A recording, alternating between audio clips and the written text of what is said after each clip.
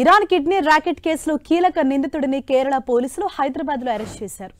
బల్లంకొండ Ram ప్రసాద్ను Ernakulam rural జిల్లా SP Vaibhav Saxena నేతృత్వంలోని police ప్రత్యేక దర్యాప్తు బృందం హైదరాబాద్లో అదుపులోకి తీసుకుంది. విజయవాడకు చెందిన రామ్ ప్రసాద్ కొంతకాలంగా హైదరాబాద్లో ఉంటున్నట్లు గుర్తించిన సిట్ బృందం కొద్ది రోజుల క్రితమే ఇక్కడికి వచ్చి గాలింపు చేపట్టింది. నగరంలోని ఓ హోటల్లో తలదాచుకున్న రామ్ ప్రసాద్ను అరెస్టు చేసింది. రామ్ ప్రసాద్ దేశవ్యాప్తంగా పలు ప్రాంతాల్లోని యువకులను ఇరాన్కు తరలించడంలో ఇతడు కీలక పాత్ర పోషించినట్లు తేలింది.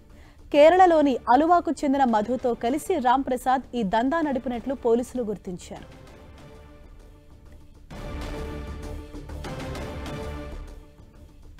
ఇదే విషయంపై మరింత సమాచారాన్ని మా ప్రతినిధి కిరణ్ మనకు అందిస్తారు. కిరణ్, హరీష, తెలుగు రాష్ట్రాల్లో సంచలనం సృష్టించిన ఇరాన్ కిడ్నీ రాకెట్ లో కీలక సూత్రధారిని అరెస్ట్ చేశారు కేరళ పోలీసులు. ప్రత్యేక బృందం కొండ రామ్ ప్రసాద్ ను అరెస్ట్ చేయడం జరిగింది.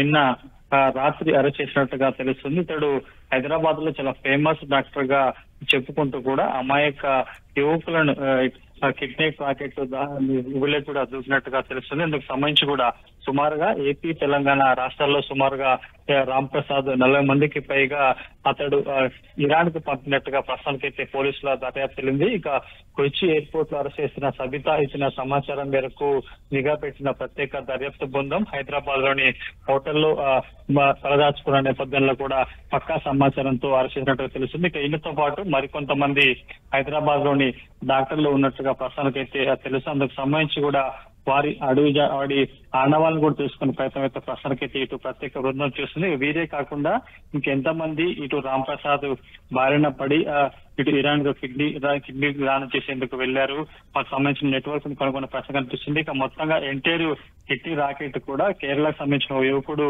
కిడ్నీ వచ్చిన తర్వాత చనిపోవడంతో కూడా తతంగం అంతా వెలుచుతున్న పరిస్థితి కాబట్టి ప్రస్తుతానికైతే రామ్ ప్రసాద్ ని ఇటు అరెస్ట్ చేసిన తర్వాత కేసుకు సంబంధించి ఎవరెవరు ఇన్వాల్వ్మెంట్ ఉంది, ఎక్కడెక్కడ వీరు ఈ కిడ్నీ రాకెట్లకు సంబంధించి అమాయకులను బలి చేశారన్న కోణంలో దర్యాప్తు చేయబోతున్నారు. హరీష. ఓకే కిరణ్.